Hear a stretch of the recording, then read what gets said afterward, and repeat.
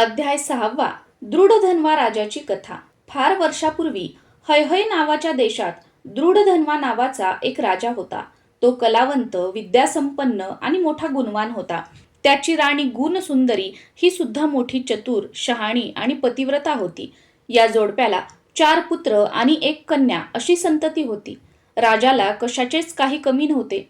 तो राजा सुखविलासात सदा मग्न असायचा, चैनीत राहायचा।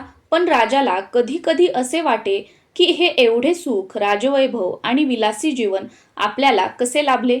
मी तर जप, तप, यज्ञयाग वगैरे पुण्यकर्मे केलेली नाहीत, मग आपल्याच वाट्याला हे असे सुखी जीवन कसे आले? अशा विचारात तो राजा कधी कधी गुंगून जात असे। एके दिवशी दृढधन्वा राजा अरण्यात शिकारीला गेला। खूप दमला, थकला। मग एका मोठ्या तलावावर गेला। पाणी पिऊन तो एका विशाल वटवृक्षाच्या थंडगार सावलीत विश्रांती घेत बसला।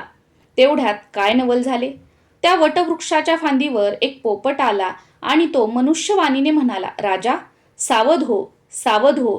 तुला हे एवढे राजवैभव पूर्वपुण्याईमुळे प्राप्त झाले आहे, पण तू सदैव सुखविलासात आणि चैनीत हे आयुष्य जे घालवीत आहेस ते ठीक नाही। पारलौकिक सुखासाठी तुला या ऐहिक सुखोपभोगांचा त्याग करून काहीतरी विशेष पुण्यकृत्ये केली पाहिजेत। तुझ्या मनात तेही विचार कधी कधी येतात, पण प्रत्यक्ष आचार मात्र घडत नाही। राजा, सावध हो, सावध हो, आणि आता तरी पुढे पुण्यकृत्यात आयुष्य घालवून धन्य हो। त्या पोपटाच्या बोलण्याचे राजाला खूपच नवल वाटले। राजा ताडकन उठला आणि त्या पोपटाला विचारू लागला, अरे, तू आहेस तरी कोण? मला हा असा उपदेश करून? पण राजाचे बोलणे न ऐकताच तो पोपट भुरकन उडून गेला।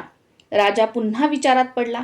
महालात परत आल्यावर दृढधन्वा राजा सतत त्या पोपटाच्या सांगण्याचा विचार करू लागला।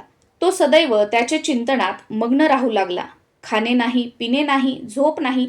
राजाच्या कानामनात त्या पोपटाची वाणी सतत घुमू लागली, राजा, सावध हो, अजून तरी जागा हो। राजाची ती अवस्था पाहून गुणसुंदरी राणीला मोठी काळजी वाटू लागली। अन्न पाणी नाही, झोप नाही, राज्यकारभारात लक्ष नाही, यांना हे असे झाले आहे तरी काय? ती राजाला सारखी प्रश्न विचारायची, पण छे, राजा निरुत्तर।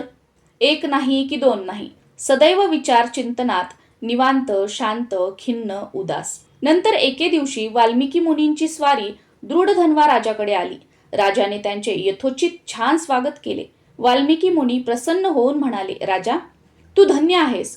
तुझे हे अपार राजवैभव, राणीचा आतिथ्यशील सेवा स्वभाव हे सारे पाहून मला खूप आनंद झाला।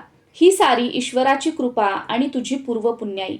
पण मुनिवर्य, हे हल्ली नेहमी कसल्या तरी विचार चिंतनात सतत मग्न असतात, गुंगलेले असतात। आहार, विहार, आचार काही नाही, नेहमी अस्वस्थ, उदास। यांना झाले आहे तरी काय? काहीच सांगत नाहीत मला। आपण आलात, योग चांगला, आता तरी हा खुलासा होईल म्हणून म्हणते, राणी गुणसुंदरी बोलत होती। मग वाल्मिकी मुनींनी राजाला त्याच्या त्या स्थितीचे कारण विचारले। तेव्हा दृढधन्वा राजाने आपली ती वनातील आणि फांदीवरील पोपटाच्या संदेशाची कहाणी सांगितली आणि आर्ततेने विचारले, मुनिवर्य, मला त्या पोपटाच्या संदेशाचा अजूनही नीट उलगडा झाला नाही। तो ते मला का बरे बोलला? कोण होता तो पोपट? त्याने मला तसे पुनः सावध हो, जागा हो का बरे सांगितले? शिवाय मला हे असे अपरंपार राजवैभव आणि सुखी विलासी जीवन कोणत्या पूर्वपुण्याईमुळे प्राप्त झाले? मी तर काही जप, तप, यज्ञयाग वगैरे केलेलं नाही। मग हे सारे सुख, वैभव आणि तशातच त्या पोपटाचा तो अकस्मात संदेश, ही घटना कशी घडली? काहीच सुचत नाही। कृपा करून मला या सर्व गोष्टींचा उलगडा करून सांगा। त्यावर वाल्मिकी मुनी शांत, गंभीर झाले आणि म्हणाले, राजा, तुझ्या पूर्वजन्मीच्या पुण्याईमुळेच तुला हे सारे वैभव प्राप्त झाले, पण तू सतत जो सुखोपभोगात मग्न राहतोस ते ठीक नाही। या जन्मात तू काहीतरी विशेष व्रत, नियम पाळून पुण्यकृत्ये करावीस आणि पारलौकिक कल्याण साधून मोक्षपदाचा अधिकारी व्हावेस, म्हणून त्या पोपटाने तुला जागे होण्याचा, सावध होण्याचा तो उपदेश केला।